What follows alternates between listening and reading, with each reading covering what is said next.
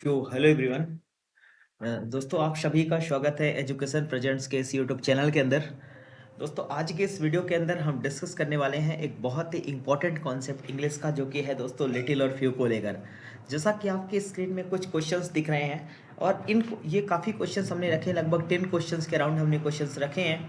तो मैं होप करूंगा दोस्तों कि आज के इस क्लास के अंदर जो भी कॉन्सेप्ट मैं आपको समझाऊंगा लिटिल और फ्यू को लेकर, इसको बहुत डीप तरीके से समझिएगा, इसको बहुत डीपली समझने की कोशिश कीजिएगा, क्योंकि ऐसा कॉमन कॉन्सेप्ट है जो हर एक कॉम्पिटेटिव एग्जाम में आपसे पूछा ही जाता है। तो मैं आपसे होप ये करूँगा कि आप इस कॉन्सेप्ट को बहुत ही प्रेमपूर्वक, बहुत ही अच्छे तरीके से और बहुत ही डीपली समझने की कोशिश करेंगे। और यदि आप हमारे चैनल पर नए हैं तो डेफिनेटली आप इस चैनल को सब्सक्राइब भी करेंगे, ठीक है। होप करता हूँ दोस्तों कि आपकी पढ़ाई बहुत बढ़िया चल रही होगी और लगातार कंटिन्यूसली मैं अपने चैनल पर वीडियोज़ अपलोड करते हुए जा रहा हूँ और आप सभी इन वीडियो का बेहतरीन तरीके से बेनिफिट उठा रहे हैं। लास्ट क्लासेस में हमने जीके के कुछ वीडियोस अपलोड किए थे और पिछले कुछ क्लासेस में हमने जीके के वीडियो अपलोड किए। अब हमने थोड़ा इंग्लिश के कॉन्सेप्ट स्टार्ट किए हैं। तो जैसे जैसे दोस्तों मुझे टाइम मिलता जाएगा वैसे वैसे करके मैं आगे हर टाइप के वीडियोज़ आपके सामने लेकर आता जाऊँगा, हर टाइप के वीडियो आपके सामने बनाता जाऊँगा। लेकिन आप इन वीडियो को एटलीस्ट पूरा देखा करें ताकि आप हर कॉन्सेप्ट को ईजिली अंडरस्टैंड कर पाएँ, ईजिली आप कॉन्सेप्ट को ग्रैब कर पाएँ। तो चलिए शुरू करते हैं बिना किसी देरी के। आपके स्क्रीन पर कुछ क्वेश्चंस लिखे हैं। इन क्वेश्चंस को पहले आप खुद से ट्राई करने की कोशिश कीजिए। हर एक क्वेश्चन में आपके सामने ऑप्शन भी प्रेजेंट है, ऑप्शन भी अवेलेबल है। तो पहले आप इन क्वेश्चंस को खुद से ट्राई करने का कीजिए, देन आफ्टर मैं कॉन्सेप्ट बताता हूँ। यदि आप सी ये क्वेश्चंस नहीं आ रहे हैं, यदि आप इनके राइट आंसर तक नहीं रीच कर पा रहे हैं तो कोई प्रॉब्लम वाली बात नहीं है। मैं यहाँ पर आपको कॉन्सेप्ट बता रहा हूँ, आप कॉन्सेप्ट पहले ढंग से समझने की कोशिश कीजिए। फिर कॉन्सेप्ट समझने के बाद तुरंत आप क्वेश्चंस पे आइए, वीडियो को पॉज करिए और वीडियो को पॉज करने के बाद सेंटेंस क्वेश्चन के राइट आंसर की तरफ आप पहुंच सकते हैं। चलिए कॉन्सेप्ट से शुरुआत करते हैं। एक बार पहले आप इन सभी सेंटेंस को देख लीजिए, वन बाय वन करके सभी सेंटेंस को देख लीजिए। जितने भी सेंटेंस हैं सभी को आप वन बाय वन देख लीजिए, ठीक है। अच्छे तरीके से पहले आप खुद से करने की कोशिश कीजिए। नहीं आ रहे, काफ़ी क्वेश्चन दोस्तों हमने रखे हैं, आपकी काफ़ी प्रैक्टिस हो जाएगी, ठीक है।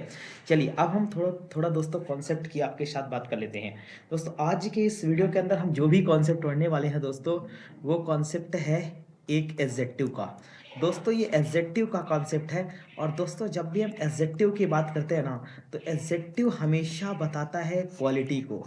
एडजेक्टिव हमेशा बताता है किसको? क्वालिटी को। और क्वालिटी यानी आपको बेहद अच्छे से पता है कि क्वालिटी यानी क्या होता है? विशेषता।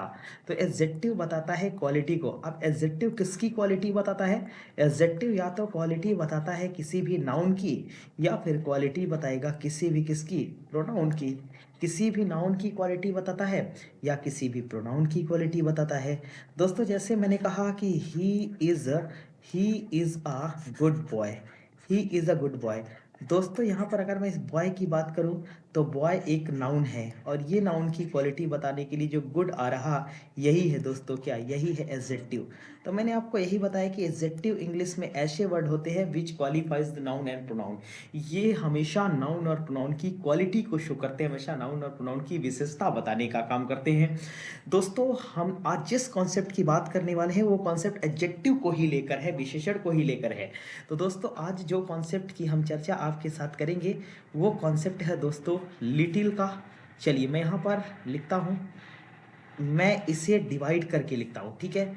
हम सबसे पहले दोस्तों बात करेंगे लिटिल की, फिर हम इसी के पेयर में बात करेंगे दोस्तों अ लिटिल की, और फिर हम बात करेंगे एक इम्पॉर्टेंट चीज़ की, द लिटिल की, ठीक है, द लिटिल की। इसके अलावा दोस्तों हम यहाँ बात करेंगे फ्यू की, हम यहाँ बात करेंगे अ फ्यू की, और फिर हम फाइनली बात करेंगे किसकी? द फ्यू की। तो सबसे पहले आप एक काम करिए, आप सभी कॉन्सेप्ट को, इन सभी यूसेज को समझिए और इसके बाद फिर राइट आंसर पर जाइए तो ज़्यादा बेटर चीज़ होगी। सबसे पहले आप इन सभी कॉन्सेप्ट को वन बाय वन समझ लीजिए।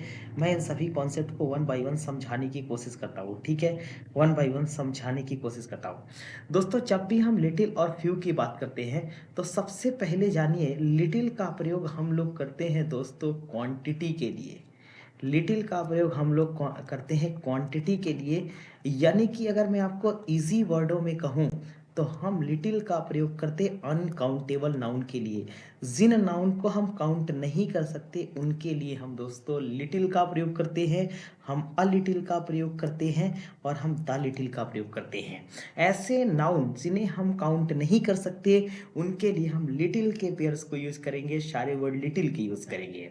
और जब भी हम फ्यू की बात करते हैं, हम अ फ्यू की बात करते हैं, हम द फ्यू की बात करते हैं, तो इन तीनों का प्रयोग दोस्तों हम करते हैं नंबर्स को बताने के लिए, किसी भी संख्या को बताने के लिए। यानी कि मैं यहाँ पर अगर इसे और इजी वर्ड में आपके सामने लिखूं तो फिर मैं यहाँ पर लिखना चाहूंगा काउंटेबल नाउन के लिए दोस्तों हम फ्यू का प्रयोग, अ फ्यू का प्रयोग, द फ्यू का प्रयोग, लेकिन लिटिल का प्रयोग, अ लिटिल का प्रयोग और द लिटिल का प्रयोग हम अनकाउंटेबल नाउन को बताने के लिए करते हैं। दोस्तों काउंटेबल नाउन हमेशा व हमेशा नंबर्स को बताते हैं, संख्याओं को बताते हैं, और अनकाउंटेबल नाउन हमेशा क्वांटिटी को बताते हैं, मात्रा को बताते हैं। जिस चीज की मात्रा होती है वो हमेशा अनकाउंटेबल होता है। चलिए अब हम इन सभी के मीनिंग की बात कर लेते हैं दोस्तों। जब भी हम लिटिल की बात करते हैं तो लिटिल का मतलब होता है ऑलमोस्ट नथिंग। लिटिल का मतलब होता है ऑलमोस्ट नथिंग, यानी कि ना के बराबर। ये इतना इंपॉर्टेंट कॉन्सेप्ट है कि हर एक एग्जाम में ये कॉमनली तरीके से आता ही है, ठीक है। लिटिल का मतलब होता है दोस्तों ना के बराबर, ठीक है, ना के बराबर यानी कि नील, ऑलमोस्ट नथिंग। दोस्तों अ लिटिल का मतलब होता है सम, यानी कि हिंदी में बोलूँ तो थोड़ा या कुछ। और द लिटिल का मतलब होता है all that is there, all that is there, यानी कि इसका मतलब होता है जितना है सब का सब, ऑल दैट इज देयर, जितना है सब का सब। हिंदी में बोलूं तो जितना है सब का सब, ये मतलब होता है द लिटिल का। दोस्तों जो हिंदी मतलब होता है लिटिल का वही मतलब होता है फ्यू का, यानी फ्यू का मतलब भी होता है ऑलमोस्ट नथिंग, ना के बराबर, ऑलमोस्ट नथिंग, ना के बराबर। दोस्तों आ फ्यू की अगर हम बात करें तो आ फ्यू जो मतलब आ लिटिल का होता है वही मतलब आ फ्यू का होता है। आ फ्यू का मतलब सम, यानी थोड़ा या कुछ, और द फ्यू का मतलब जो मतलब द लिटिल का होता है वही मतलब द फ्यू का होता है, यानी कि ऑल दैट इज देयर, जितना है सब का सब।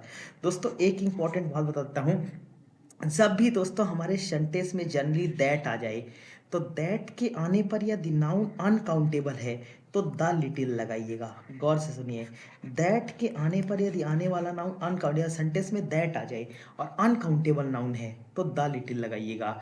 और अगर नाउन काउंटेबल है तो द लिटिल ना लगाकर आप किसके साथ जाएंगे, आप जाएंगे द फ्यू के साथ। यानी दोस्तों दैट जब भी आता है तो दैट इंग्लिश में, दैट के जब भी हम बात करते हैं तो इंग्लिश में दैट एक रिलेटिव प्रोनाउन होता है, दैट एक रिलेटिव प्रोनाउन होता है।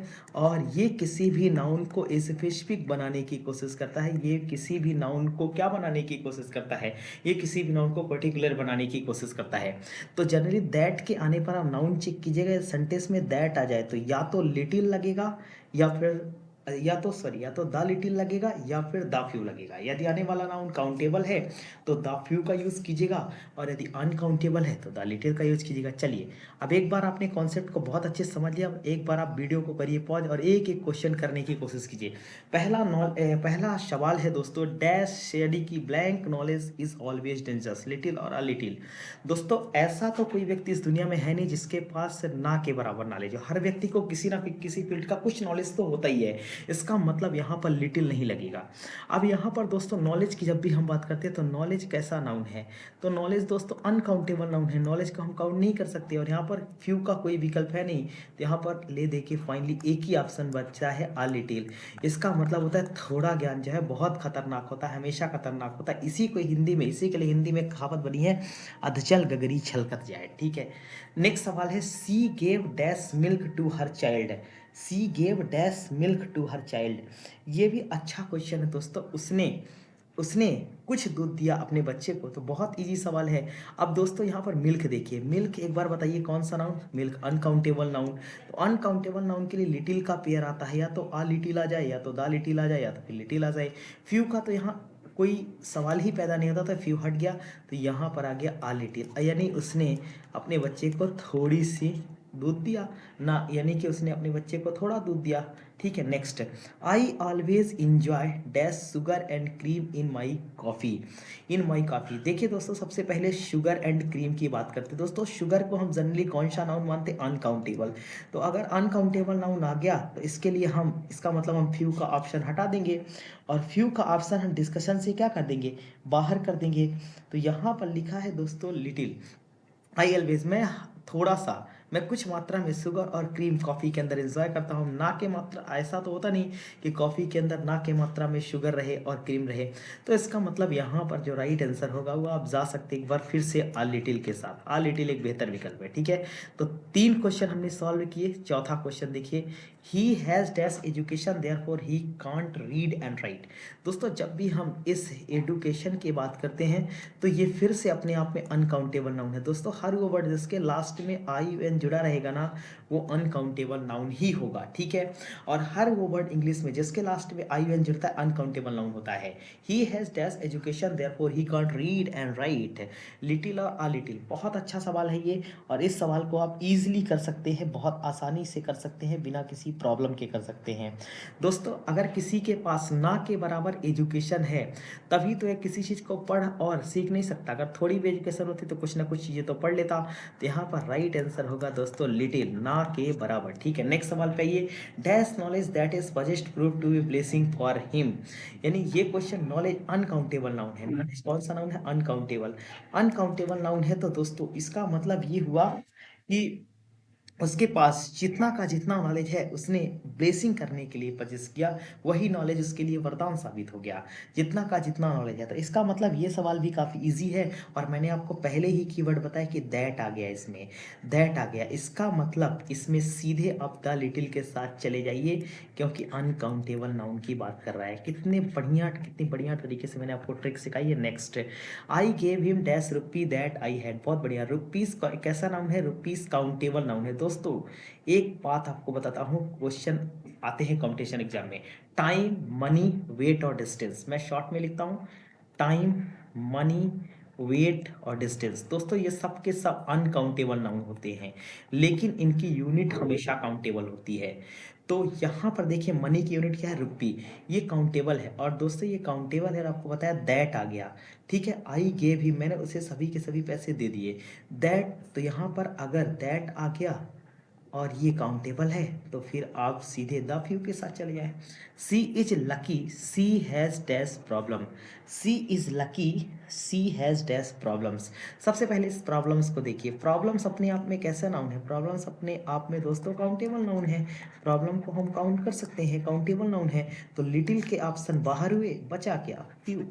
बचा क्या? फ्यू। लिटिल के सारे ऑप्शन बाहर हो गए। बहुत easy process. She is lucky, वह लकी है, उसके पास बहुत ही कम यानी ना के बराबर प्रॉब्लम है। बहुत सिंपल सा क्वेश्चन था। There were students in the class so the teacher didn't take class. There were student class so the teacher didn't take class. ये भी बहुत इजी क्वेश्चन है, इससे पहले आप खुद से करने की कोशिश कीजिए। दोस्तों क्लास के अंदर स्टूडेंट्स की बात की जा रही है। स्टूडेंट्स कैसा नाउन है? स्टूडेंट्स अपने आप में दोस्तों काउंटेबल नाउन है, इन्हें नंबर्स को बता रहा है। तो नंबर्स को बता रहा तो ये बाहर हो गया। अब इसमें देखिए दोस्तों, देयर वर डैश स्टूडेंट, इसमें कहीं स्पेसिफिक चीज़ों की बात नहीं की गई है। क्लास के अंदर ना के बराबर स्टूडेंट थे, इसीलिए तो टीचर ने क्लास ली नहीं। अगर सारे के सारे स्टूडेंट होते तो टीचर क्लास लेता। इसका मतलब यहाँ पर राइट आंसर क्या हो जाएगा? यहाँ पर राइट आंसर फ्यू है। देखिए बताने, कॉन्सेप्ट बताने के बाद आपके लिए कितने इजी क्वेश्चन हो गए। नाइन्थ क्लास देखिए, सॉरी नाइन्थ क्वेश्चन देखिए, dash coins he had kept to the beggar. जितने कॉइन्स थे उसके पास उसने सब के सब बैगर को दे दिए। सब के सब उसने किसको दे दिए? सब के सब उसने भिखारी को दे दिए। तो इस सवाल में कॉइन्स देखिए, कॉइन्स कैसा नाउन है? कॉइन्स आपने देखा कि कॉइन्स काउंटेबल नाउन है। काउंटेबल नाउन हमेशा नंबर को बताता है। ये काउंटेबल नाउन है, और काउंटेबल नाउन हमेशा किसको बताता है? नंबर को। तो यहाँ पर राइट आंसर क्या हो जाएगा? The few, the few. ठीक है, नेक्स्ट सवाल देखिए, सी wants dash milk for her baby, little और आ लिटिल। ये क्वेश्चन भी बहुत इजी क्वेश्चन है। इस सवाल को आप बेहद आसानी से कर सकते हैं। इस सवाल को आप बेहद आसानी से कर सकते हैं। मिल्क, मिल्क कौन सा नाउन है? मिल्क अनकाउंटेबल नाउन है। तो अनकाउंटेबल नाउन है तो यहाँ पर फ्यू का कोई भी विकल्प नहीं आएगा, तो लिटिल और अ लिटिल। उसके बाद सी वांट्स में कुछ मिल्क चाहती है अपने बेबी के लिए, तो ये बहुत आसान सा क्वेश्चन है, इसमें अ लिटिल कुछ का सेंस आ रहा। अब वो कुछ मिल्क चाहती हो, अब ऐसा तो नहीं कि ना के बराबर मिल्क चाहती होगी अपने बेबी के लिए, ऐसा नहीं है। 11वें क्वेश्चन का आंसर आप खुद बताइए कमेंट सेक्शन में। अगले वीडियो में मैं सबसे पहले इस क्वेश्चन का राइट आंसर आपको बताऊंगा, इसके बाद ही वीडियो शुरू करूंगा, ठीक है। तो इसको आप कमेंट कीजिए, इस क्वेश्चन का आंसर आप डेफिनेटली कमेंट कीजिए, कमेंट बॉक्स में पिन कीजिए। होप करता हूँ दोस्तों आज आपको लिटिल और फ्यू का पूरा कॉन्सेप्ट जो है वो समझ में आ गया होगा और आपने सभी क्वेश्चन को पोस्ट करके ट्राई करने की कोशिश की होगी। आप कमेंट सेक्शन के अंदर बताइए कि आपने कितने मार्क्स स्कोर किए, यानी आपने कितने क्वेश्चन को खुद से करने का ट्राई किया और कितने क्वेश्चन आपके राइट हुए, ठीक है।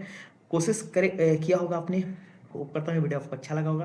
वीडियो को शेयर करिए दोस्तों, आपसे एक रिक्वेस्ट है और ये रिक्वेस्ट आपसे मैं कर रहा हूँ, ईगरली रिक्वेस्ट कर रहा हूँ, मैं आपसे हम्बल रिक्वेस्ट कर रहा हूँ कि आप इन वीडियोस को शेयर करिए, मैक्सिमम शेयर करिए। शेयरिंग इज केयरिंग, शेयर बहुत ज़रूरी है, तभी दोस्तों इस चैनल में लगातार वीडियोस आपको मिल पाएंगे। क्योंकि दोस्तों मैं इस चैनल के अंदर और मैं इन वीडियोस को बनाने के अंदर काफ़ी एफर्ट लगा रहा हूँ। मैं चाहता हूँ कि आपके पास जो कंटेंट पहुँचे वो बेस्ट से बेस्ट कंटेंट पहुँचे और कंटेंट में कोई कमी ना रहे, तो आप भी अपनी तरफ से कोई कमी करेंगे नहीं। और बाकी मैं उम्मीद करता हूँ कि आप स्वस्थ रहेंगे, मस्त रहेंगे, हंसते रहेंगे, खिलखिलाते रहेंगे और वीडियोज़ में लगातार सपोर्ट बनाए रखेंगे। थैंक यू सो मच, मिलते हैं आपसे नेक्स्ट वीडियो में, तब तक के लिए अपना ख्याल रखिएगा। जय हिंद।